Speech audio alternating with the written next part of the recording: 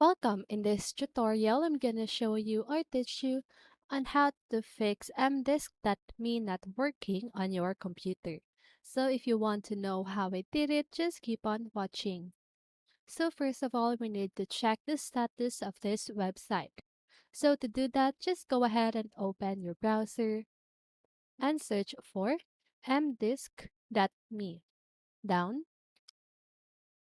Now you want to click on the first link. Okay. So now let's just go ahead and wait because now it is checking the status of the website. But here at the lower part of the screen, you can see the uptime history. So as you can see, all of them are down. Okay, so that means there's something wrong with this website. So there are a few ways to fix this. Okay, so here what you need to do is to just go ahead and force a full refresh of your browser page. So to do that, just go ahead and press Ctrl and F5 at the same time. So this should work on Internet Explorer, Firefox, and Chrome. Okay, so once you've done that, that should help you with your problem.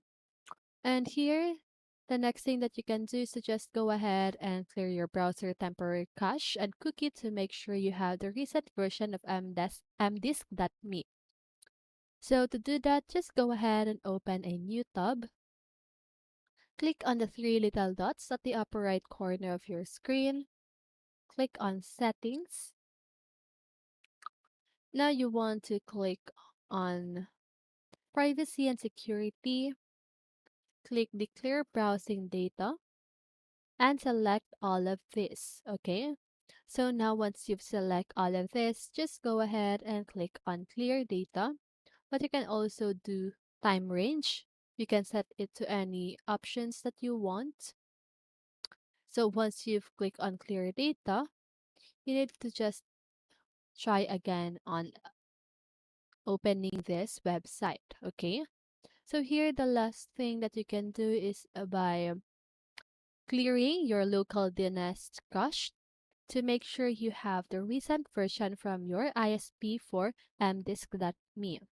Okay, so to do this, you just need to click on the start button of your keyboard, search for command prompt or CMD.